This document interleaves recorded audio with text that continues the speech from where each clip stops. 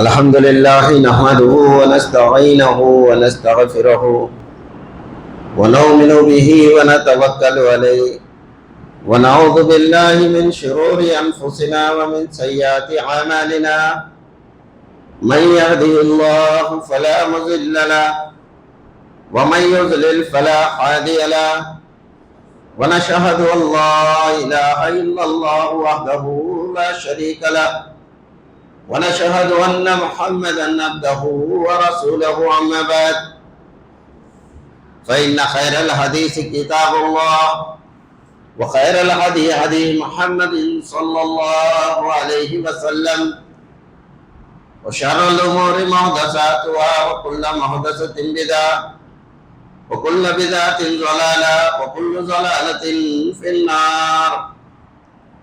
أعوذ بالله من الشيطان الرجيم من همزه ونفخه ونفسه. بسم الله الرحمن الرحيم. وإذ قال لقمان لابنه وهو يعظه يا بني لا تشرك بالله إن الشرك لظلم عظيم. صدق الله العظيم. اللهم رب اشرح لي صدري ويسر لي أمري واحلل عقدة من لساني يفقهوا قولي. سبحانك لا علم لنا إلا ما علمتنا إنك أنت العليم الحكيم. గౌరవనీయులైన పెద్దలు, నస్రీ అభిలాషులారా, సోదరిమణులారా, సర్వ సూత్రములు, సర్వ గొప్పలు, సర్వ పొగడతలు ఆ నిఖిల జగతి పరిపోషకుడైన అల్లాహ్ కొరకే. ఆయన తప్ప ఆరాధనకు అర్హుడు లేనే లేడు. కారుణ్యమూర్తి హజరత్ ముహమ్మద్ రసూలుల్లాహ్ సల్లల్లాహు అలైహి వసల్లం గారిపై అల్లాహ్ కరుణ, కృప, శాంతి అమితంగా వెదజల్లుగాక. ఆమీన్. అల్లాహుమ్మ సల్లి అలా ముహమ్మద్ వ అలా ఆలి ముహమ్మద్ కమా సల్లైత అలా ఇబ్రాహీం వ అలా ఆలి ఇబ్రాహీం ఇన్నక హమీదు మజీద్. అల్లాహుమ్మ బారిక్ అలా ముహమ్మద్ వ అలా ఆలి ముహమ్మద్ కమా బారక్త అలా ఇబ్రాహీం వ అలా ఆలి ఇబ్రాహీం ఇన్నక హమీదు మజీద్. సహోదరులారా, సహోదరిమణులారా, మానవుడి జీవితంలో ఒకళ్ళకొకడు సహాయం చేయటం, సహకారం చేయటం, మరి చేదోడు వాదోడుగా నిల్చోవటం, ఇది మానవుడి బలహీనతకు సాకారం. ఒక మానవుడితో ఇంకో మానవుడు సన్నిహితంగా ఉంటే, సహాయం చేస్తేనే మానవుడి జీవితం ముందడుగు వేస్తుంది. కానీ అల్లాహ్ సుబ్హానహు వ తఆలా నిరపేక్ష పరుడు. ఆయనకి ఎవరి సహాయ సహకారాలు అవసరం లేదు. అందుకోసమే అల్లాహ్ సుబ్హానహు వ తఆలా మానవుడికి సంతానాన్ని ప్రసాదించాడు. తనకు సంతానం లేదని అల్లాహ్ సుబ్హానహు వ తఆలా తీర్పు చేశాడు. అంటున్నాడు అల్లాహ్ సుబ్హానహు వ తఆలా, ఖుల్ హువల్లాహు అహద్ అల్లాహు సమద్ లం యలిద్ వ లం యూలద్ వ లం యకుల్ లహు కుఫువన్ అహద్. అల్లాహ్ సుబ్హానహు వ తఆలా అంటున్నాడు, చెప్పండి, అల్లాహ్ అనేవాడు ఒక్కడే. ఆయన అందరి పట్ల నిరపేక్ష పరుడు. అందరూ ఆయన పట్ల అగత్యపరులే. ఆయనకు ఏ సంతానము లేదు. మరి ఆయన కూడా ఒకరికి సంతానం కాదు. మరి ఆయనకు సిరిసమానులు అంటూ విశ్వ జగత్తులో ఎవరు లేరు. ఇక్కడ సంతానం అనే పదాన్ని అల్లాహ్ సుబ్హానహు వ తఆలా తనకు వర్తించదు అన్నాడు. కానీ మానవుడికి ఇచ్చాడు. మానవుడికి ఎందుకు ఇచ్చాడు, తనకు ఎందుకు తీసుకోలేదు అంటే, సంతానం అనేది మానవుడు యుక్త వయసులో వివాహం చేసుకుంటాడు. క్రమేణా వృద్ధాపంలో అడుగు పెట్టేటప్పుడు అతనికి జనించిన సంతానం క్రమేణా యుక్త వయసుకు చేరుకుంటుంది. వృద్ధుడయ్యే మానవుడికి సంతానం అవసరం. చేదుడు వాదుడుగా శక్తి సన్నగిల్లని అల్లాహకు ఎన్నటికీ సంతానం అవసరము లేదు. అందుకోసమే అల్లాహ్ సుబ్హానహు వ తఆలా మానవుడికి సంతానం ఇచ్చి, మానవుడా, ఇవాళ ఎంత బలవంతుడు ఉన్నావో అంత బలహీనుడు అవుతావు నువ్వు. కనుక నీ కోసం నేను ఇంకో దాసుడిని నీతో పుట్టిస్తాను, జనిస్తాను. అతని ద్వారా నీ జీవితం ఎప్పుడు దాకా అయితే నేను ఆయుష్ను ప్రసాదించానో అప్పుడు దాకా సుఖ సౌఖ్యాలతో అది ఆనందభరితంగా ఉంటుంది అని. సోదరులారా, సంతానం విధేయులైతే, మంచివారైతే వారి జీవితం ఆనందదాయకంగా ఉంటుంది. అదే సంతానం అవిధేయులైతే, వారి మాట వినకపోతే, ఎంత సంపద, ఎంత సుఖ సౌకర్యాలు ఉన్నా సరే వారి జీవితంలో అంధకారమే కానీ ఉజ్వలం ఉండదు. ఇందులో సంతానం అనే విషయంలో సంతానం తల్లిదండ్రుల మాట వినకపోవటానికి కారణం ఏమిటి, దీనికి అసలు పరిష్కారం ఏమిటి అనేది అల్లాహ్ సుబ్హానహు వ తఆలా ఆది నుండే తన గ్రంథంలో పొందుపరిచి ఉంచాడు. మరి దైవప్రవక్త సల్లల్లాహు అలైహి వసల్లం వారు తన వచనాల ద్వారా సమాజానికి విషయాన్ని తేటతెల్లం చేసి చెప్పారు. మీ సంతానం కనుక మీకు చేదోడువాదుడుగా సహాయం చేసేవారై ఉండాలంటే మీరు ఈ ప్రణాళికను అనుసరించాలి. అప్పుడు మీకు జనించిన సంతానం మీకు వ్యతిరేకంగా కాకుండా విధేయులుగా ఉంటారు.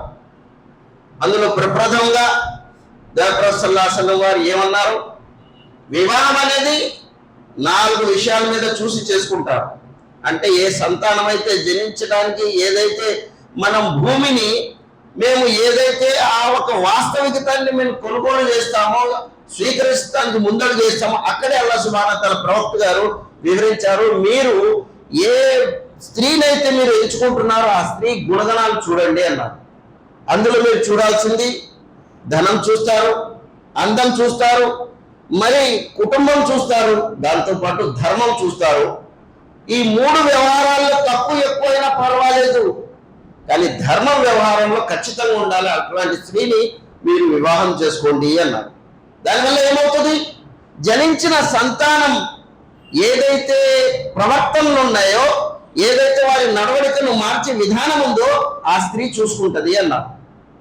అందుకోసమే దైవప్రవక్త సల్లల్లాహు అలైహి వసల్లం వారు ఈ ప్రణాళికను ఇచ్చేయమన్నారు. ఇలాంటి వారు వివాహం చేసుకునేటప్పుడే సంతానం విషయంలో ఆలోచించి నా సంతానాన్ని సక్రమంగా చూసుకునే ఈ స్త్రీ అర్హురాలా కాదా, ఈమె వద్ద అంత నైపుణ్యత ఉందా లేదా, ధర్మం అనేది ఈమెకి అవగాహన ఉందా లేదా అనేది ఆలోచించి ఎవరైతే ముందడుగేస్తారో వారు ఎన్నటికి కూడా సంతానం విషయంలో కన్నీరు కార్చే సందర్భం ఎన్నటికి అల్లాహ్ సుబ్హానహు వ తఆలా తీసుకురాడు. కానీ మనం ఏం చేస్తాం, మనం ఈ వ్యవహారం ఏమి ఆలోచించాం, ఒకటే ఆలోచిస్తాం. మనం ఇవాళ ఈ దినం గడుస్తుందా లేదా, తర్వాత సంగతి చూద్దాంలే అని. కనుక సోదరులారా, దైవప్రవక్త హజరత్ ఇబ్రాహీం అలైహిస్సలాం గారి గురించి వస్తుంది. ఇబ్రాహీం అలైహిస్సలాం గారు తన తనయుడు ఇస్మాయిల్ అలైహిస్సలాం వారి ఇంటికి వెళ్ళారు.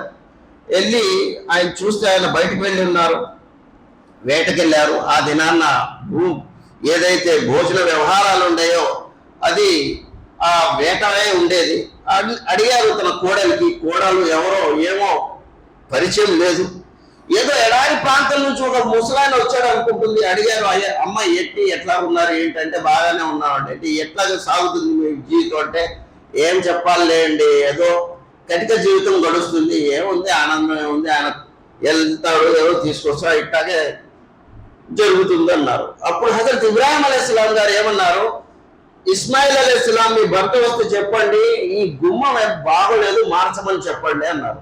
ఆయన వెళ్ళిన తర్వాత ఇస్మాయిల్ అలైహిస్సలాం గారు వచ్చారు. ఏదో హావాభావాలు కొత్తగా కనిపిస్తున్నాయి, ఎవరైనా వచ్చి వెళ్ళారా అన్నారు. అవును, ఒక పండి వృద్ధుడు వచ్చాడు, ఏమన్నా చెప్పాడా అన్నాడు. చెప్పాడు. ఏం చెప్పాడంటే ఆయన ఒక ప్రశ్న అడిగాడు, నేను ఒక జవాబు చెప్పాను. ఆయన ఎలా సాగుతుంది జీవితం అన్నారు. ఏదో సాగుతుందిలేండి అని చెప్పేశాను. మరి ఆయన ఏమైనా చెప్పాడంటే గర్భ మార్చన్నాడు. అంటే ఎమ్మటే ఆయన విడాకులు ఇచ్చేశాడు.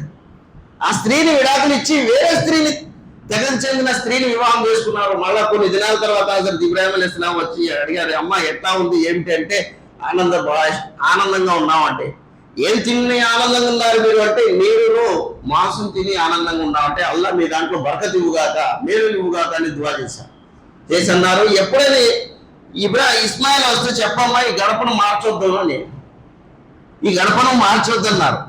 సోదరులారా, ఇస్మాయిల్ అలైహిస్సలాం వారు వచ్చి చూసి చెప్పారు. చెప్తే ఈయన వచ్చింది నా తండ్రి కనుక నిన్ను ఎన్నటికి కూడా విడవనాడదని నాకు హితువు చేశారు అని. ఇక్కడ కటిక పేదరికమే, అదే సమాజం, అదే స్థితి. కానీ ఒక స్త్రీ గుణవంతురాలైతే, సహనవంతురాలైతే వారి జీవితంలో వచ్చే ఆ సంతానం కూడా అటువంటి ధోరణే ఉంటుందని అల్లాహ్ సుబ్హానహు వ తఆలా ఆ ప్రవక్త సల్లల్లాహు అలైహి వసల్లం ఎవరైతే ఇబ్రాహీం అలైహిస్సలాం ఉన్నారో ఆయనకి అంతర్భావంగా ఆ విషయాన్ని తెలియజేశాడు. కనుక 40 తరాల తర్వాత అదే స్త్రీ నుంచి మా ముహమ్మద్ సల్లల్లాహు అలైహి వసల్లం వారు జన్మించారు.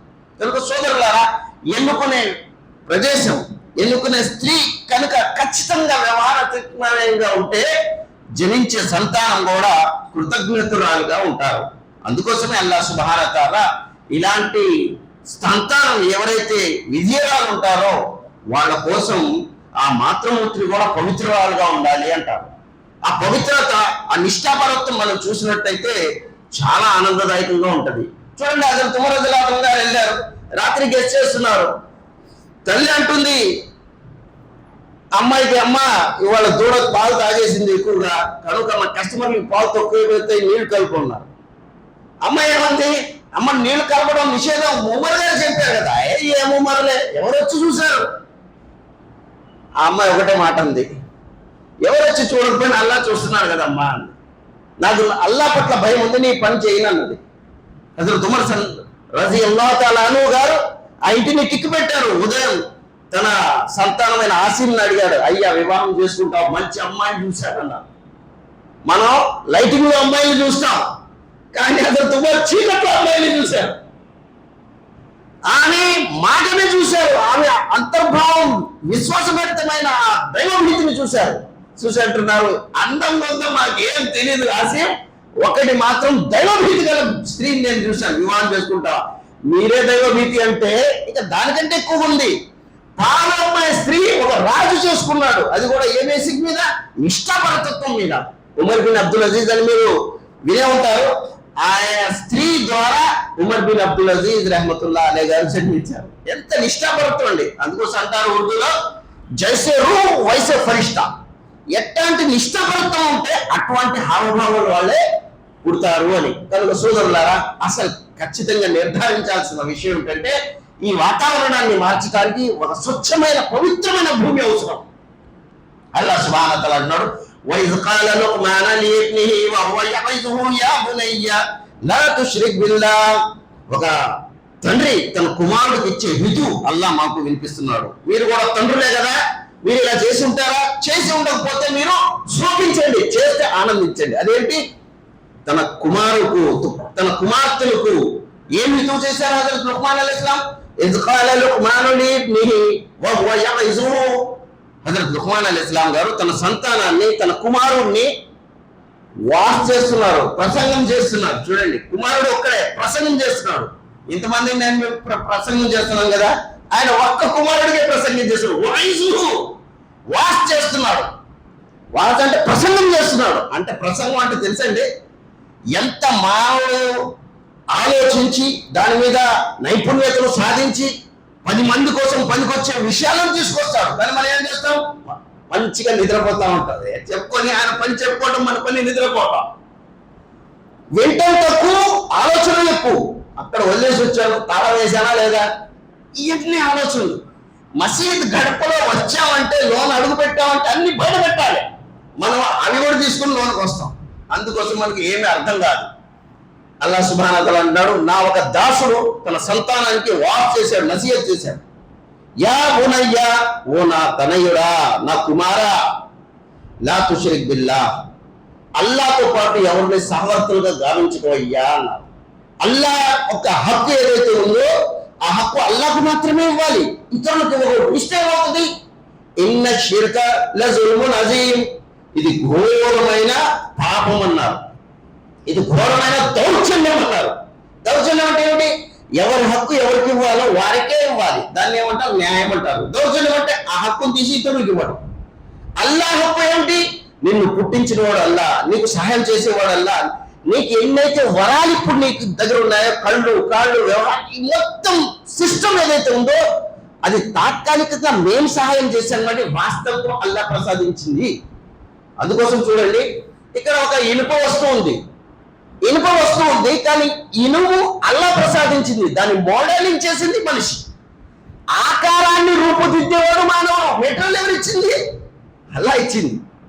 మెటీరియల్ ఇచ్చిన వాడిని మర్చిపోయాం, ఆకారం దిద్దిన వాడిని ప్రశంసిస్తున్నాం. బా, ఏం మొబైల్ తయారు చేశాడు రా, తయారు చేసిన వాడికి ప్రశంసనలు, కానీ ఆ మెటీరియల్ ఇచ్చిన వాడికి ప్రశంసనలే కావు.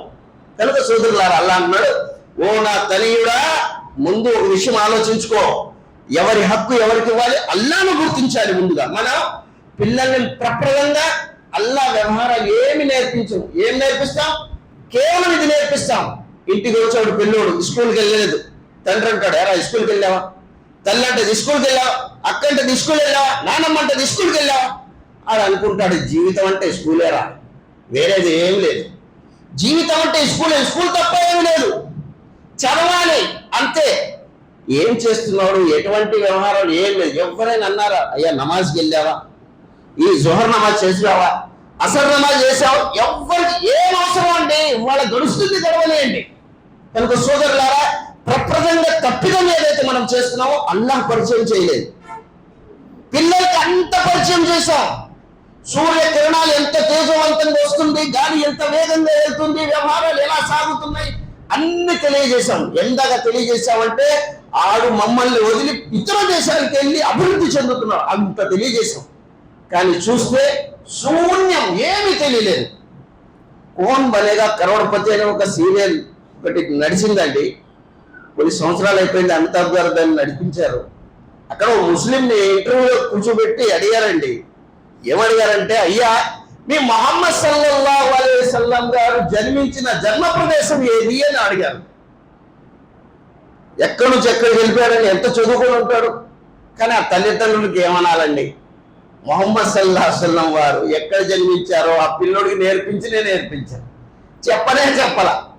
ఎందుకంటే ఆ తర్పీల వాతావరణంలో వారు లేరు కదా. నాకు కొద్దిగా సమయం ఇవ్వండి అన్నారు.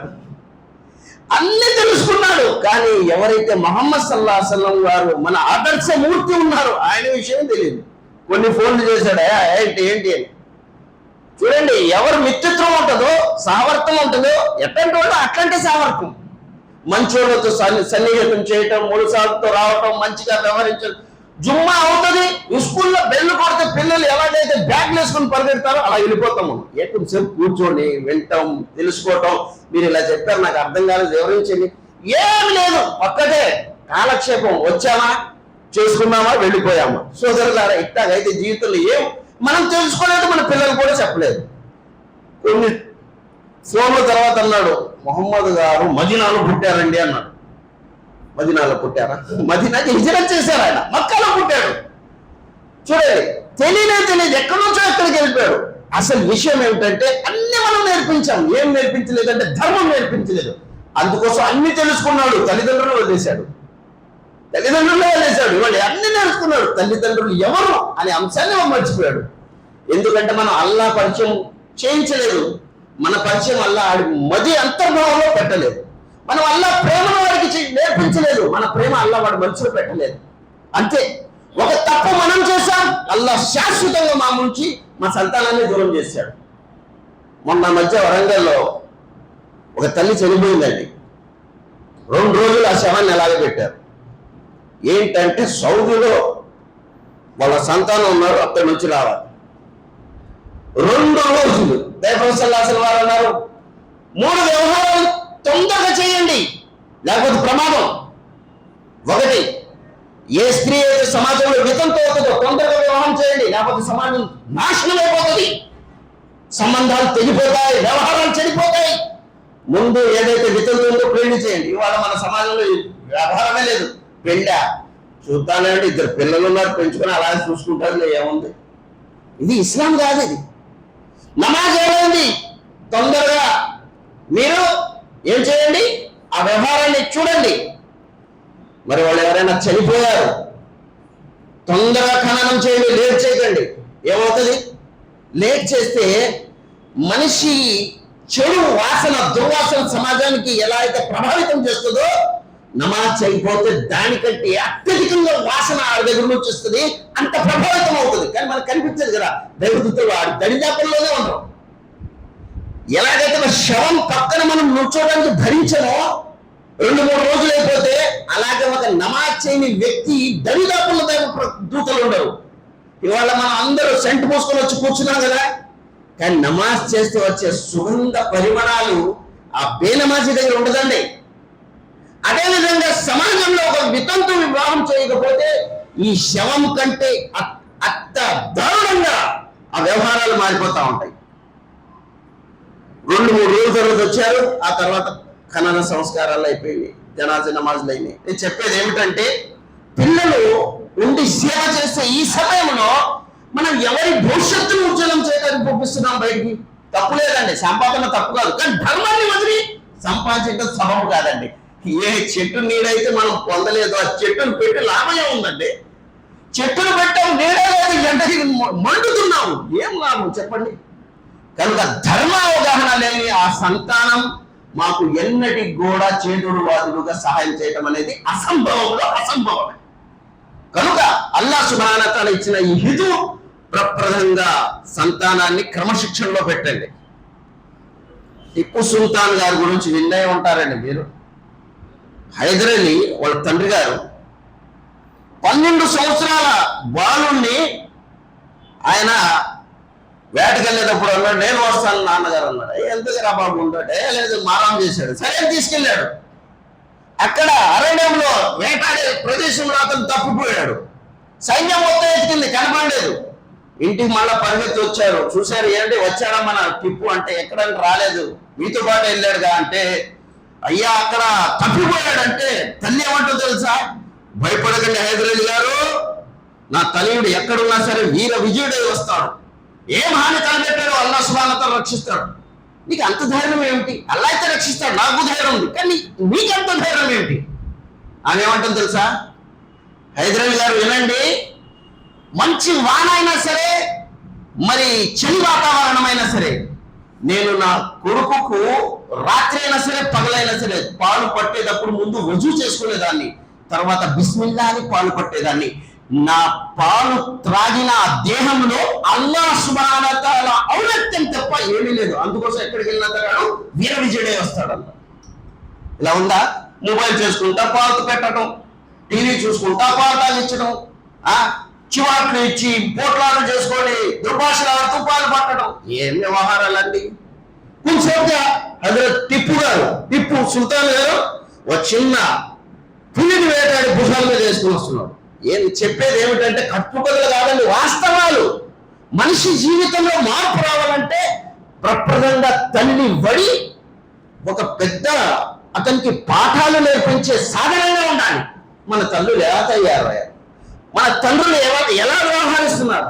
తండ్రికి పక్కాగా పిల్లలతో మాట్లాడే ఆ సందర్భం కూడా కరువైపోయిందండి. మొబైల్ చూసుకోవటం, టీవీలో నిమగ్నమైపోతాం, పాఠకార్యం చేసుకోవటం, వ్యవహారాలు నడపడం. ఏంటంటే సంపాదిస్తున్నాం, నీ సంపాదన బాగానే ఉంది, నీ పిల్లల్ని ఎవరు వాళ్ళ ప్రవర్తనను మారుస్తారు, వారి వ్యవహారాత్మకమైన జీవితాన్ని తీర్చిదిద్దడానికి ఇంకోటి ఏమైనా వస్తారా?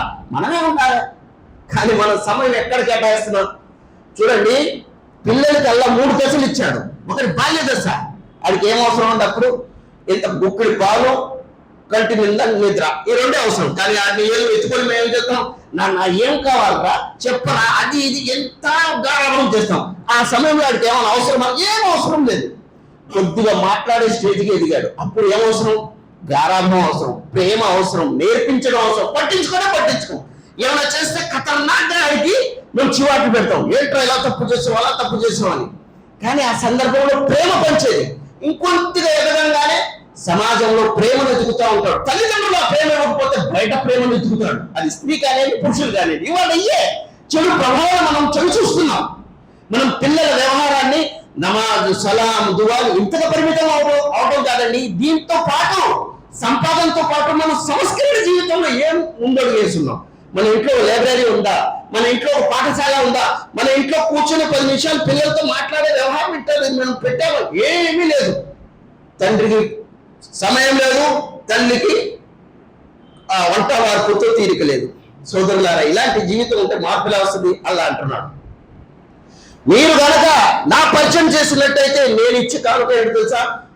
ووصينا الإنسان بوالديه حملته أمه وهنا على وهن وفصاله في عامين واشكر لي ولوالديك وإلي المصير. అల్లా అంటున్నాడు, నేను మానవుడికి తాకీదు చేశాను, వసీహత్ చేశాను. నేను వసీహత్ చేశాను అంటున్నాడు. ఏం వసీహత్ చేశాడు? ఏం తాకీదు చేశాడు? ఏం ఫర్మాన్ జారీ చేశాడు తల్లిదండ్రులు గల్లా? వవస్సైనల్ ఇన్సాను బివాలిదైహి, మీ తల్లిదండ్రుల పట్ల మీరు మంచిగా వ్యవహరించండి. మంచిగా వ్యవహరించండి తల్లిదండ్రుల పట్ల. ఎందుకు? ఏం చేశారండి వాళ్ళు? అల్లా అంటున్నాడు, వవస్సైనల్ ఇన్సాను బివాలిదైహి హమలతుహు ఉమ్ముహు వహనన్ అలా వహనిన్. తల్లిదండ్రుల్లో తల్లి పట్ల నువ్వు కొద్దిగా ఆలోచించు. 9 మాసాలు కడుపులో పెట్టి నిన్ను మోసింది. 9 మాసాలు నిన్ను మోస్తే నువ్వు కనీసం అమ్మ అనే పదాలు రోజు పలికించడం కూడా నీకు అంత భారంగా ఉందా? మొన్న వరంగల్లో ఒక స్త్రీ మాకు చాలా సన్నిహితంగా దీని ప్రచారాలు అవి చేసేదండి. బాగా ముసలామి అయిపోయింది. అవి ధనవంతురాలు, కోట్ల పరుగులెత్తిన కుబేరుగా. ఇంటికి పిలిస్తే వెళ్ళాము. ఏంటమ్మా ఎట్లా ఉంది ఆరోగ్యం ఎట్లా అంటే, ఏం చెప్పాలి నాయన, ఒక కూతురు 2 కొడుకులు.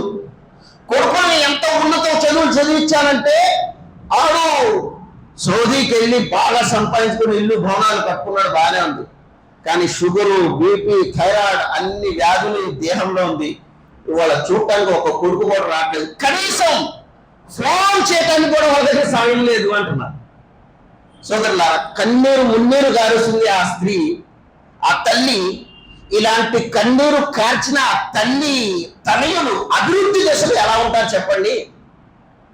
ఏ తల్లి కన్నీరైతే వారు బాధభరితమైన దుఃఖంతో దుఃఖిస్తుందో, తనయులు తనను అమ్మ అనే పదాలు పలకకుండా ఉన్నారు. 9 మాసాలు కడుపులో పెట్టుకుంది కదా, కనీసం ఆ ఇంగిత జ్ఞానం కూడా లేని ఆ మానవుడి జీవితంలో మార్పు ఎలా వస్తుంది? ఇట్లాగే మేము పుట్టామా? మొక్క విత్తనయంగానే మొక్క వచ్చినట్టు పుట్టామా? లే, మనకు ఒక సహాయం చేసిన తల్లి ఉంది.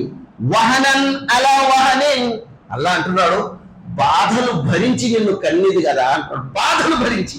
శాస్త్రవేత్తలు ఏమంటున్నారు, మనిషికి వచ్చే బాధలు 1% సబబుగానే ఉంటది, ఇంకా అత్యధికంగా అయితే ప్రాణం పోతుంది.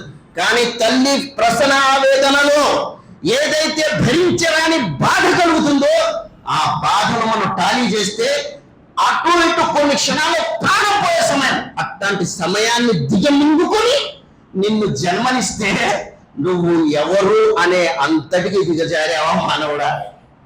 నువ్వు ఎవరు? తల్లిని అమ్మ అనే పదం ప్రకృతంగా ఏం పలుకుతాడండి? నాన్న అంటాడా? అల్లా అంటాడు? ఏం లేదు, అమ్మ అంటాడు. అమ్మ అని తొలి పలుకు వచ్చిన ఈ నోట్లో నుంచి అమ్మను ప్రేమించే పదాలు ఈ దగ్గర లేకపోదు. అమ్మను దగ్గరికి వెళ్ళి మాట్లాడే తీరికేడికి లేదు. ఈడు కూడా నమాజ్ చేస్తే ఈ నమాజ్ పువ్వులవుతుందండి? ఈ నమాజ్ అంగీకరింపబడుతుందా? ఈ దాన ధర్మాలు అంగీకరింపబడతాయా? ఈ హజ్ యాత్రలు స్వీకరింపబడతాయా? సోదరులారా, ఏ దశకి చేరుతున్నాం? వాహన నలా వాహనేన్ వఫిసాలుహు, ఇక కనిందండి, బాధను భరించి కనింది. ఆ బాధ ఎలాంటిది? ఖురాన్ చూడండి, అల్లా అంటున్నాడు, మరియం అలైహిస్సలాం ప్రసన ఆవేదనలో ఉన్నది. ప్రసన ఆవేదనలో ఆయన చెప్పిన పలుకులు ఖురాన్ రికార్డు చేసింది. అల్లా అంటున్నాడు, అల్లా నేను నాశనమై ఉంటే ఎంత బాగుంటది, ఇంత బాధను నేను భరించలేకపోతున్నాను. అల్లా ఇంత బాధను నేను భరించలేకపోతున్నాను. ప్రసన ఆవేదనలో పలికిన పదాలను అల్లా ఖురాన్ లో రికార్డు చేసి అంటున్నాడు, ఒక స్త్రీ ధరణి మీద ఈసా అలైహిస్సలాం ని జనించే సమయాన్న పలికిన పలుకులు ఏమంటుంది? నసియం మన్సియా, అల్లా నేను చెడిపోయి ఉంటే, అరే నామరూపాలు లేకుండా ఉంటే ఎంత బాగుండేది అని. కన్న తర్వాత శిశువు ఇలాగే పెరిగిపోయాడండి? పాలు పట్టంగానే పెరిగిపోయాడా? అల్లా ఆడు సున్నితమైన ఈ పసికందును నిద్రాహారాలు లేకుండా పెంచి పోషించిందండి. పక్క ఈడు తడిపిది రోగిస్తే దాని మీద తాను పడుకోనట్టదు, నాయన నేను ఈ దుఃఖాన్ని భరిస్తాను, కానీ నీకు శ్రమని ఇవ్వనురా, నీకు కష్టం ఇవ్వనురా, నీకు ప్రశాంతను ఇచ్చే నా ఈ మనసురా అని ఆ పక్క తడిపిన దాని మీద తాను పడుకునేది. వ్యాధి తనకు వస్తే, పిల్లోడికి వ్యాధి వస్తే తల్లులు అలమటించేవారు. అనేవారు, నాయన ఎక్కడ మంచి డాక్టర్ ఉంటే అక్కడికి తీసుకెళ్తాం.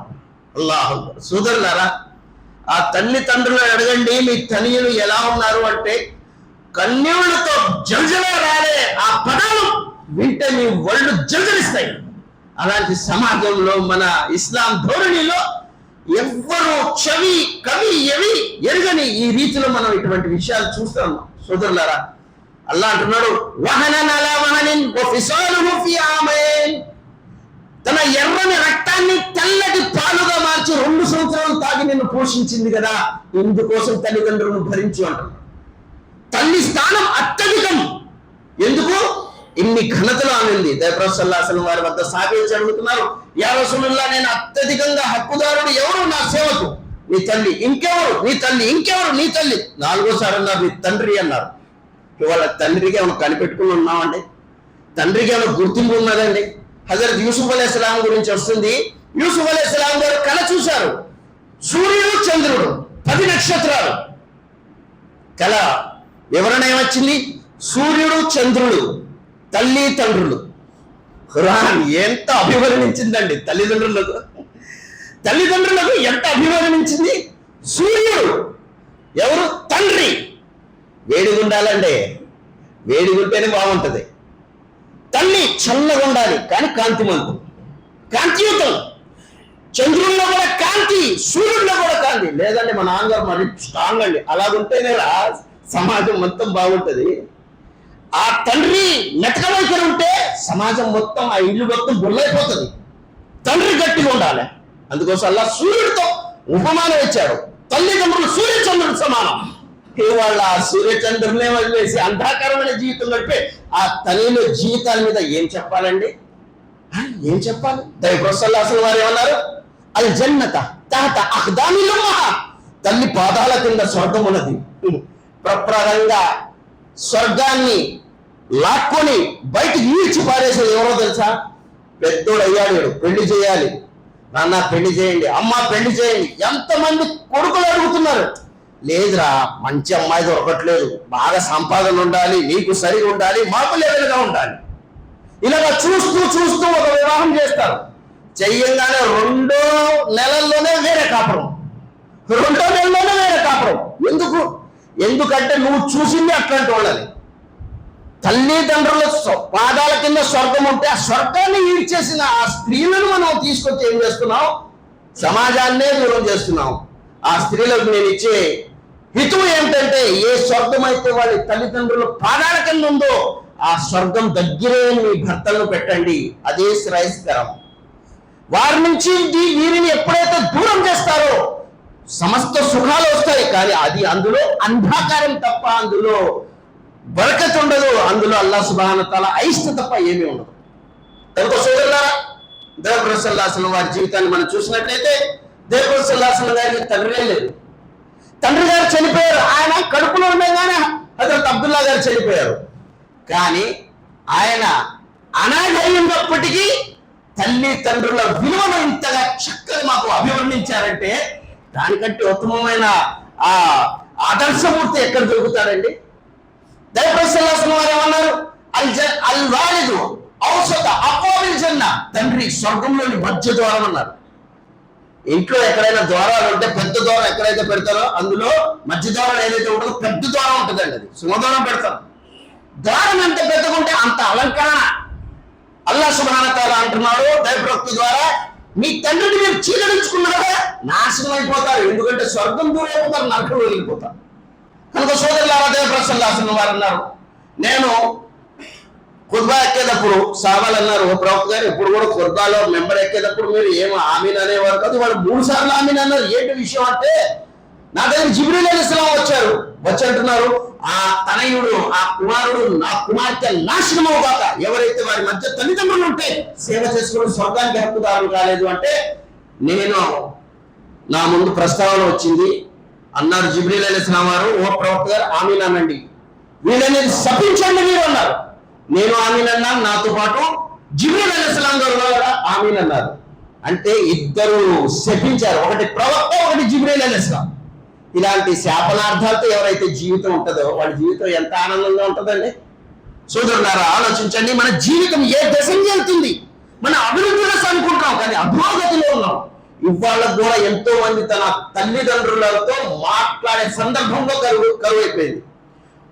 నెలలైపోయి కావచ్చు, సంవత్సరాలు అయిపోయి కావచ్చు, పండగ దినాల్లో కూడా వాళ్ళ ఇంటికి వెళ్ళటం కానీ ఫోన్ చేయటం కానీ లేదు. కారణం ఏంటి? మాకు వాళ్ళకి సంబంధం లేదండి. ఎందుకు లేదంటే ఆమె కాస్త గడుసుగా మాట్లాడుతుంది. అచ్చా, గడుసుగా మాట్లాడితే తల్లిదండ్రుల వందమని ఎక్కడుంది? అల్లాహ్ అంటున్నాడు, మీరు కృతజ్ఞతలు తెలపండి నాయి వలివాలిదై, మరి మీ తల్లిదండ్రులు కూడా కృతజ్ఞతలుగా ఉండండి. అల్లాహ్ అక్బర్. వాళ్ళు ఏం చేశారా? అల్లాహ్ ఏం చేశారండి? తండ్రి తమ ఎర్ర రక్తాన్ని చెమట నీరులాగా చేసి మన కోసం ధారపోసి తీసుకొచ్చి ఇచ్చాడండి. మనకి స్కూల్ ఫీజులు కానివ్వండి, మన తినే విషయాలు కానివ్వండి, తొడిగే వ్యవహారాలు కానివ్వండి, ఇవాళ ఇంత పెద్దోడే అంటే ఆ ఇద్దరు మనకు సహాయం చేయకుండా ఎంత ఎత్తులో ఎదిగామండి మనం. అల్లాహ్ అక్బర్. అల్లాహ్ సుబ్హానహు వ తఆలా అంటాడు, వక్ఫిస్ జనాహక మినజ్జుల్లి వర్-రహ్మ. ఓ నా దాసుల్లారా, మీ తల్లిదండ్రుల కోసం మీ భుజాలను వంచి ఉంచండి అన్నారు. భుజాలు ఎందుకు చెప్పాడండి? ఎందుకంటే నీ తండ్రిని తన భుజాల మీద ఎక్కించి చందమామను చూపించారా, అంత పెద్ద అవుతాడు నా తనయుడు అని కలలు అన్నాడు. కానీ నువ్వు ఎదిగాడైతే ఎదిగావు, కానీ నీ తండ్రి భుజాల మీద చేసి చేదుడు వాళ్ళుగా సహాయం చేయడానికి కూడా నీ వద్ద సమయం లేదు. సోదరులారా, వాళ్ళకి అడగండి, ఎవరి దగ్గర అయితే తల్లిదండ్రులు లేరో, ఎవరైతే తల్లిదండ్రులు ధరణి నుంచి వెళ్ళిపోయారు, అయ్యా అమ్మా నాన్న గుర్తుకొస్తున్నారా అంటే కన్నీళ్ళు మన్నీరు పాలిస్తారు అంటారు. నా తండ్రి నన్ను ఎంతగా ప్రేమించేవాడు, నా తల్లి నన్ను ఎంతగా ఆదరించేది, ఇవ్వాలంటే కనుక నా ప్రాణాన్ని పత్రిగా పెట్టి వాళ్ళని చూసుకునేవాడు. కానీ వాళ్ళు నా దగ్గర లేరు. కానీ ఉన్నవాళ్ళు ఏం చేస్తున్నారు, వాళ్ళకి అర్థమే లేదు. కొంతమంది అనాథాశ్రమంలో, కొంతమంది వృద్ధాశ్రమంలో, కొంతమంది చిన్న కూతురు దగ్గర, చిన్న భార్య దగ్గర, వాళ్ళ దగ్గర వీళ్ళ దగ్గర పెడుతున్నారు, కానీ వాళ్ళని భరించట్లేదు. సోదరుల స్వర్గాన్ని మనం కోల్పోతున్నాం. సౌదీ అరేబియాలో ఇవాటికి 10 సంవత్సరాల కిందట ఒక కోర్టులో ఒక పెద్ద కేసు వచ్చింది. కేసు ఏంటో తెలుసా? ఒక పెద్దన్న ధనవంతుడు, చిన్న తమ్ముడు ధనం లేదు, కానీ తల్లి కొన్ని సంవత్సరాలుగా పెద్దన్న దగ్గరే ఉంటుంది. కోర్టులో వేశాడు, పిలుస్తున్నాడు, అమ్మను పంపించరా సేవ చేసుకుంటాం, అమ్మను పంపించరా సేవ చేసుకుంటా అంటే, లేదురా స్వర్గం పెడితే నాకు బాధ కలుగుతుందని పంపించట్లేదు. ఇవాళ సమాజంలో చూడండి, వాళ్ళు ఏ మతస్థులైనా కానివ్వండి, కొద్దిగా బువ్వ పెట్టడానికి, 4 మెతుకులు పెట్టడానికి తల్లిదండ్రులకు 4 బిళ్ళలు తీసుకొచ్చి ఇవ్వడానికి, 4 ట్యాబ్లెట్ ఇవ్వడానికి కూడా వాళ్ళు బతిమాల్సాల్సిన సందర్భాలు వాళ్ళు కళ్ళతో చూస్తున్నాం, చెవుతో వింటున్నాం. 8 సంవత్సరాల నుంచి కేసు. ఇద్దరు వాదోపవాదాలు. కోర్టులో ఎప్పుడు పిలిచినా సరే పెద్దన్న కన్నీరు కాల్చి అంటారు, నా తల్లి నా స్వర్గం నేను బయటకు పంపించను. తనయుడు చిన్న తమ్ముడు అంటాడు, అన్నా ఇందాక నీ స్వర్గాన్ని చూసుకున్నావు కదే, నేను కూడా నాకు సహాయం చేస్తాను, నాకు అవసరం లేదు. సోదరులారా, తీరా చివరి దశలో ఆ చిన్న తమ్ముడు విషయంలో తల్లికి పంపించాలని కోర్టు తీర్పు చేసినప్పుడు, కోర్టు ప్రాంగణంలో పెద్దన్న పెద్ద కేకేసి స్వర్గంకి పడిపోయాడు. ఏమైనా ఆస్తి పోయిందండి? అంతస్తులు పోయిందా? తల్లి సేవ పోయింది, తల్లి ప్రేమ పోయింది అనే ఆ బాధాకరమైన విషయం మానవుడికి ప్రాణం పోయేంత వరకు తీసుకొచ్చింది. సోదరులారా, ఇవాళ మా అక్కలు చెల్లెలు తల్లి ఉన్నా సరే సేవ చేయటానికి వ్యాధిగ్రస్తులు అయిపోయింది, దగ్గుతుంది, జ్వరంతో బాధపడుతుంది, అవి కుంటిగా ఉంది. ఇటువంటి వ్యవహారాలు పాల్పంచుకోండి. ఎందుకు? అల్లాహ్ సుబ్హానహు వ తఆలా ఈ తల్లి సేవ వల్ల మానవుడి జీవితంలో పురోగతిని ఇస్తాడు. కనుక సోదరులారా, అల్లాహ్ అంటాడు, వఫిసాలహు ఫీ ఆమైన్ వష్కురుని వలివాలిదై. కృతజ్ఞతలు తెలపండి మీ తల్లిదండ్రులు నాకు, ఆ తర్వాత మీ తల్లిదండ్రులకు. కనుక సోదరులారా, వఇలయ్యిల్ మసీర్, చనిపోయిన తర్వాత మీరు నా దగ్గరికే రావాలి అంటున్నాడు. ఇంత పెద్ద బాధ్యత మీకు ఇస్తున్నాను, మీరు వ్యవహారం సరిగా చేయకపోతే చచ్చిన తర్వాత నేను అడుగుతాను. మామూలు విషయం లేదు. వసియత్ అంటున్నాడు. ఇంత పెద్ద బాధ్యత నిన్ను అప్పగిస్తున్నాను, ఈ బాధ్యతలో కొద్దిపాటైనా లోపలాపాలు చేసావా నీ జీవితం నేను సహించను అంటున్నాడు. చచ్చిన తర్వాత జవాబిస్తా దానికి. కనుక సోదరులారా, అంటారు కదా, జైసే కర్ణి వేసే భర్ణి, నేను ఏం చేసామో అదే మాకు తారసపడుతుంది. అదేవిధంగా ఇవాళ మన తల్లిదండ్రులకు ఏ విధంగా అయితే వ్యవహారం చేస్తామో దానికంటే 10 రెట్లు మన పిల్లలు మా విషయంలో అలాంటి వ్యవహారాలు చేస్తారు. ఇది అల్లాహ్ సుబ్హానహు వ తఆలా ఇచ్చే తీర్పు. అందుకోసం ప్రవక్త సల్లల్లాహు అలైహి వసల్లం అంటారు, ఏ పాపంకైనా సరే అల్లాహ్ పరలోకంలో దాన్ని దాచిపెట్టి శిక్షిస్తాడు, కానీ తల్లిదండ్రులను ఎవరైతే బాధ పెట్టారో ఇహలోకం నుంచే ఆ శిక్షను అల్లాహ్ సుబ్హానహు వ తఆలా తీస్తాడు అంటారు. ఇక్కడ నుంచి స్టార్ట్ చేస్తాం. కనుక సోదరులారా, మన జీవితం అల్పమైనది, కానీ మనం నమాజ్ చేసి స్వర్గాన్ని పొందాలనుకుంటున్నాం. కానీ తల్లిదండ్రుల పాదాల కింద స్వర్గం ఉంది అని అల్లాహ్ ఎందుకు పెట్టాడండి? ఎక్కడికో వెళ్ళి స్వర్గం. ప్రవక్త సల్లల్లాహు అలైహి వసల్లం గారి దగ్గర సాధు వచ్చి అంటున్నాడు, యా రసూలల్లాహ్, నేను జిహాద్ చేస్తాను, రణరంగ మైదానానికి ధర్మయుద్ధం కోసం వెళ్తాను బాగానే ఉంది, పుణ్యకారమే, కానీ తల్లిదండ్రులు ఉన్నారా అన్నారు. ఉన్నారు యా రసూలల్లాహ్, సేవ చేసుకుని వెళ్ళాను. యా అల్లా యా రసూలుల్లాహ్ పెద్ద కార్యం లేదు, దానికంటే పెద్ద కార్యం సేవ చేసుకున్నారు. సోదరులారా, నమాజ్ చేసి మనం ఆనందిస్తున్నాం, నా నమాజ్ కుబులైపోయిందని, స్వీకరించబడిందని. చెప్పండి, మన తల్లిదండ్రులు ఎక్కడున్నారు? ఓల్డ్ ఏజ్ హౌస్ లో అయితే లేవు కదా, ఎక్కడో వాళ్ళ సదుపాయం లేని ప్రదేశంలో అయితే లేరు కదా. సోదరులారా, ఉంటే మన జీవితం సంస్కరణ కాదు, మన జీవితంలో సుఖదాయకం కాదు. కనుక సోదరులారా, మన జీవితం ఆనందదాయకంగా ఉండాలంటే అల్లాహ్ సుబ్హానహు వ తఆలా చెప్పిన విధి విధానానికి కట్టుబడాలి. హజరత్ మూసా అలైహిస్సలాం వారు అడుగుతున్నారు, అల్లా నాతో పాటు స్వర్గంలో ఉండేవాడు ఎవడో ఆ పుణ్యాత్ముడు ఒకసారి చూడాలనుకుంటున్నాను అల్లా. నీతో పాటు నీ ఉమ్మట్లో ఒక వ్యక్తి ఉన్నాడు, అది బనీ ఇశ్రాయేలులోనే ఉన్నాడు, ఇప్పుడు నీతో పాటే ఉన్నాడు, అక్కడ సమాజంలోనే ఉన్నాడు, ఆడు స్వర్గంలో వెళ్తారు నీతో పాటు. అలా ఏం చేస్తాడల్లా ఆడు, వెళ్ళి చూడన్నాడు. వెళ్ళి చూస్తే అలా మాంసం వ్యాపారి. హజరత్ మూసా అలైహిస్సలాం గారు వెళ్ళి చూశారు. పొద్దున ఆయన దుకాణం తెరిచాడు. ఆ మాంసంలోని ఒక మంచి ముక్కను తీసి బుట్టలో వేసుకున్నాడు. మాంసం మొత్తం విక్రయం తీసుకున్నాడు. వెళ్ళేటప్పుడు ఆ ముక్కను ఆ బుట్టను పట్టుకుని వెళ్తున్నాడు.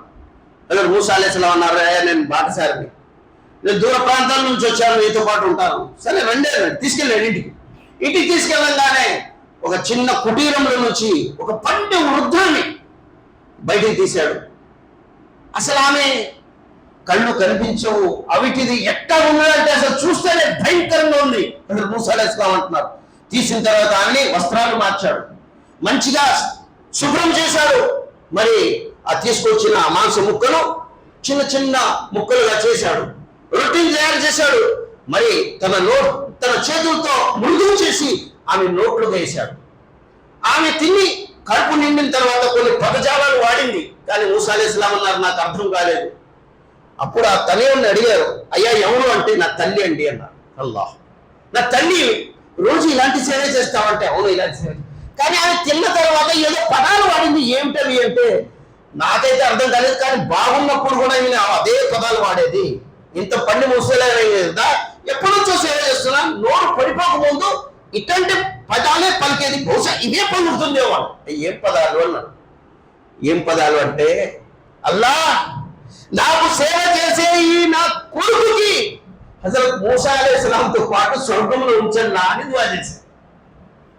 ఈ కొడుకు నాకు ఇంత సేవ చేస్తున్నాడు, స్వర్గంలో అయితే పంపించు, కానీ అతని ఆతిథ్యంగా అతని కొడుకుగా ఎవరు ఉండాలి?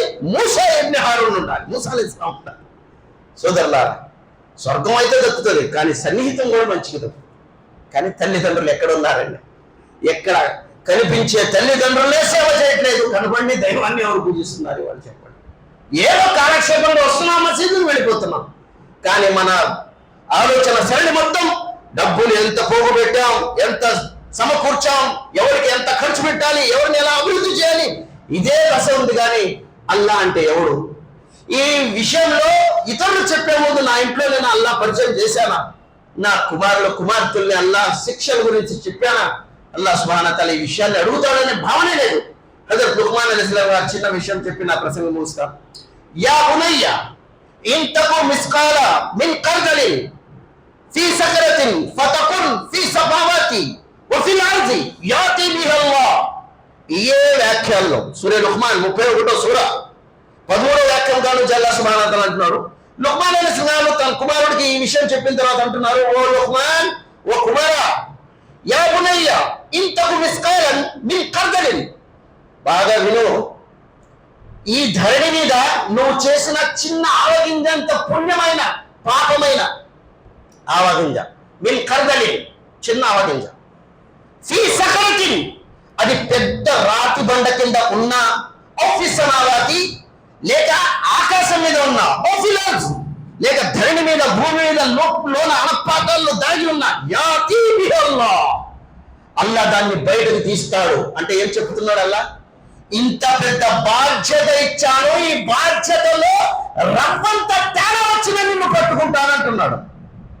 ఈ విషయం తనయుడికి తెలియజేస్తున్నాడు హజరత్ లుక్మాన్ అలైహిస్సలాం. అల్లా శక్తి ఇట్లాంటిది అని, అల్లా శక్తివంతుడు ఇట్లాంటి వాడు.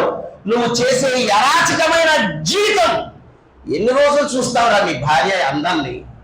ఎన్ని రోజులు చూస్తావురా నీ భార్య జీవితాన్ని? హజరత్ అల్ఖమా రజియల్లాహు తఆలా సహాబీ రసూల్ అవసాన దశలో ఉన్నాడు. గొంతులో ప్రాణం ఇరుక్కుపోయింది, మరణం రావట్లేదు, జీవించలేకపోతున్నాడు, తల్లడిల్లిపోతున్నాడు. సహబాలు రసూల్ సల్లల్లాహు అలైహి వసల్లం వారి దగ్గరికి వచ్చారు. యా రసూలుల్లాహ్ సల్లల్లాహు అలైహి వసల్లం, హజరత్ అల్ఖమా గారి ప్రాణం పోవట్లేదు, గుర్తులోనే ఉంది, సకరాత్ ఆలంలో ఉన్నారు, ఆయన బాగా తలదిగుతున్నాడు, బాధపడుతున్నాడు. రసూల్ సల్లల్లాహు అలైహి వసల్లం వారు వచ్చారు. ఏంటి వ్యవహారం అన్నారు. ఏమి లేదు యా రసూలుల్లాహ్, వ్యవహారం ఎలా అంటే ఆమె తల్లి ఏది అన్నాడు. తల్లి లేదు రసూల్ సల్లల్లాహు అలైహి వసల్లం. పెళ్లి చేసుకున్న తర్వాత కోడలు అత్త మధ్య గొడవలు వచ్చాయని వెళ్ళిపోయింది. తల్లిని పిలుచుకురండి, లేకపోతే చెప్పండి నేను ఎక్కడికి వస్తానని చెప్పి కబురు పంపించాను. తల్లి విని తల వెళ్ళిపోయింది. దైవ ప్రవక్త నా ఇంటికి రానా, నేనే ఆయన ఇంటికి వస్తాను అని వచ్చాను. యా రసూలుల్లాహ్ చెప్పండి ఏమిటంటే, నీ తల్లుడు అవసాన దశలో ఉన్నాడు, నిన్ను కాదన్నందుకు అల్లా ఈ ధరణి నుంచి అతన్ని శిక్షను మొదలు పెట్టాడమ్మా, నువ్వు ఆయన్ని క్షమించు అన్నాడు. యా రసూలుల్లాహ్ మీరు ప్రవక్త రూపంలో అంటుంటే నేను క్షమించేస్తాను, కానీ ఒక మామూలు బంధుత్వం మీద మీరంటే నేను క్షమించను యా రసూలుల్లాహ్, ఎందుకంటే నా మనసుకు చాలా బాధ పెట్టాడు అన్న. అనగానే సరే నువ్వు క్షమించవు కదా. సహాబాలకు అన్నారు, కర్రలు తీసుకురండి, కట్టెలు తీసుకురండి, రగిలించండి అన్నారు. యా రసూలుల్లాహ్ ఎందుకు, ఏం చేస్తారు మీరు అన్నారు. ఏమి లేదు, నీ కుమారుడి దేహాన్ని ఇలాగే రగిలిస్తానికి అన్నారు. అల్లాహు అక్బర్. ఒక తల్లి చూస్తా భరించగలదా యా రసూలుల్లాహ్ అంటే, దీనికంటే కఠినంగా నువ్వు క్షమించకపోతే అల్లా అతన్ని శిక్షిస్తాడు. ఎమ్మటే నిన్ను అంతర్భావంతో ముక్త కంఠంతో యా రసూలుల్లాహ్ నేను ఇప్పుడు క్షమిస్తున్నాను, ఎన్నటికీ నా కుమారుడు పట్ల నేను అయిష్టంగా ఉన్నాను, వెళ్ళి చూడండి అల్ఖమాకి ఎలా ఉంది అన్నారు. ఆయన కలిమి లా ఇలాహ ఇల్లల్లాహ్ ముహమ్మదుర్ రసూలుల్లాహ్ చదివి అవసాన భాష ప్రాణం పోయింది అన్నారు. తల్లి శాపనార్థాలు కనుక తనయుడి వెంట ఉంటే ధరణి నుంచి అల్లాహ్ సుబ్హానహు వ తఆలా ఇష్టపడిపోతాడు. ఎన్నటికీ ఆయన క్షమించడు, ఎప్పుడు దాకా తల్లి క్షమించదు. సోదరులారా, విని విని విని మన చెవులు బోర్లు కమ్మినాయి, మన వ్యవహారాలన్నీ తెలిసిపోయినాయి, కానీ ఆచరణాత్మకమైన శూన్యం అంటాం. ఆమె వింటదా మోల్సా, ఎంత చెప్పినా వినదు మోల్సా. తల్లిదండ్రులను వదిలేసి పెళ్లిళ్ళు చేసుకునే పెళ్లిళ్ళు చూడండి, మగపిల్లలు కానీ ఆడపిల్లలు కానీ ఎట్లా ఉన్నారు వాళ్ళ జీవితం. 4 రోజుల ఆనందదాయకం జీవితం, తర్వాత శోభనార్థాలు, సొసైటీ చేసుకోవటం, అట్లాంటి వ్యవహారం. కనుక సోదరులారా, అల్లాహ్ సుబ్హానహు వ తఆలా ఇచ్చిన ఈ సిద్ధాంతం ఎవరైతే తల్లిదండ్రులను చీడరించుకుంటే అంటారు అల్లాహ్ ఇష్టపడు, తల్లిదండ్రులు ఇష్టమైనా పర్లేదంటే అలాంటి ఇష్టత నాకు అవసరం లేదన్నారు, అలాంటి ఆరాధన నాకు అవసరం లేదు. అందుకోసం అల్లాహ్ అన్నాడు, వఖజా రబ్బుక అల్లా తఅబుదు ఇల్లా ఇయ్యాహు వబిల్ వాలిదైని ఇహ్సానా, నేను తీర్పు చేసేసాను అన్నాడు. ఏం తీర్పు చేసే వల్ల? వఖజా రబ్బుక అల్లా తఅబుదు ఇల్లా ఇయ్యాహు, నన్ను తప్ప ఎవరిని ఆరాధించకండి నా దాసులారా. వబిల్ వాలిదైని ఇహ్సానా, మీ తల్లిదండ్రుల పట్ల ఎహ్సాన్ చేయండి. ఎహ్సాన్ అంటే ఏంటి? అదల్ అంటే న్యాయం, వాళ్ళు ఎలా చేశారో మనం కూడా అలా చేయాలి, న్యాయం అది. కానీ అల్లా న్యాయానికి మించి వ్యవహరించండి అన్నారు. వాళ్ళు తక్కువ చేశారు, మీరు ఎక్కువ చేసి చూపించండి అన్నారు. అల్లాహు అక్బర్. వబిల్ వాలిదైని ఇహ్సానా, మరి తల్లిదండ్రులు ఎప్పుడు దాకా బతుకున్నారో వారికి సేవ చేయాలి. చనిపోతే అల్లా అంటున్నాడు, చనిపోయిన తర్వాత కూడా వారి హక్కు మీ మీద బాధ్యతగా ఉంటుంది. ఏం హక్కు ఉంటుందండి అది?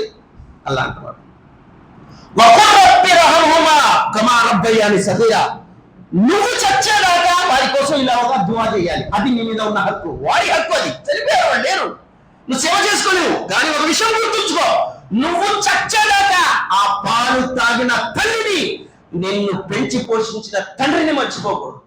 అలా ఏం చేయాలన్నా ఈ విధంగా వాళ్ళ కోసం దువా చేయి. రబ్బి రహమ్హుమా, ఓ దైవమా కరుణించల్లా, ఏ విధంగా అయితే నా తల్లిదండ్రులు నా మీద బాల్యంలో కరుణించారో. మూత్రం పోసాం, ఇసుక్కుందండి తల్లి, మననం చేశాం, ఇసుక్కుందా. కానీ సోదరులారా, ఇంత ప్రేమ ఆప్యాయత కురిపించి మమ్మల్ని ఇంతగా ఎదిగించిన తల్లిదండ్రులకు ఇచ్చే బహుమానం ఏమిటండి మనం. కనుక సోదరులారా, ఈ నమాజులు, ఈ రోజాలు, ఈ ఉపవాసాలు, ఈ హజ్లు, ఈ ఉమ్రాలు ఇవన్నీ పక్క పెట్టండి.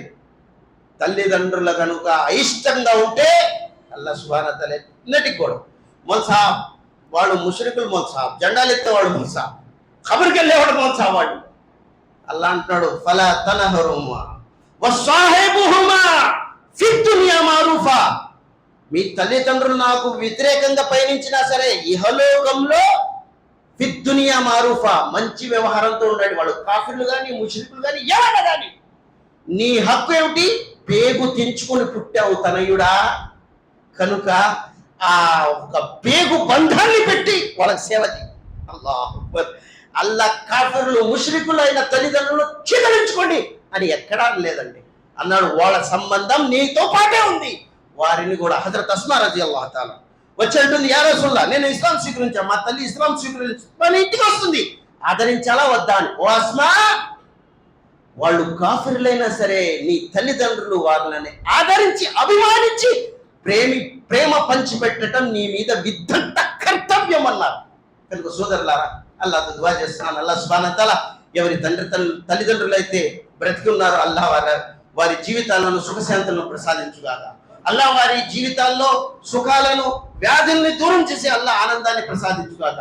అల్లాహ్ వాళ్ళ ప్రేమను మన మనసులో, మన ప్రేమను వాళ్ళ మనసులో అల్లాహ్ రంగరింప చేయగాక. అల్లాహ్ మాకు వారితో పాటు కూర్చొని సమయాన్ని కేటాయించి మాట్లాడే సానుభూతిని అల్లాహ్ మమ్మల్ని అందరినీ ప్రసాదించుగాక. అల్లాహ్ మా తల్లిదండ్రులు మాకు ఏదైతే మాకు వరంగా మాకు ఇచ్చావో అల్లాహ్ వారి జీవితాన్ని సస్యశ్యామలం చేయగాక. అల్లాహ్ వారు ఒకవేళ తౌహీద్ ఉంటే అల్లాహ్ వారికి స్వర్గాన్ని ప్రసాదించుగాక. అల్లాహ్ వాళ్ళకి తౌహీద్ లేకపోతే అల్లాహ్ తౌహీద్ ని ప్రసాదించుగాక. ఎవరైతే అల్లాహ్ చనిపోయారో వారి సమాజంలో అల్లాహ్ నీ ఒక స్వర్గంలోని కిటికలను తెరువుగాక. అల్లాహ్ సుబ్హానహు వ తఆలా వారి జీవితాల్లో సుఖ శాంతులను ప్రసాదించుగాక. అల్లాహ్ మా సంతానాన్ని ఇస్లాం కొరకు పాటుపడే వారిలాగా చేసి అభివృద్ధి చేసే మహాభాగ్యం ప్రసాదించుగాక. అల్లాహ్ మమ్మల్ని అందరి మా సంతానాన్ని మన తండ్రుల్ని అల్లాహ్ సేవ చేసుకునే మహాభాగ్యం మనందరికీ ప్రసాదించుగాక. ఆమీన్. సుబ్హానక రబ్బిక రబ్బిల్ ఇజ్జతి అమ్మా యసిఫూన్ వ సలామున్ అలల్ ముర్సలీన్ వల్హమ్దులిల్లాహి రబ్బిల్ ఆలమీన్. అస్సలాము అలైకుం.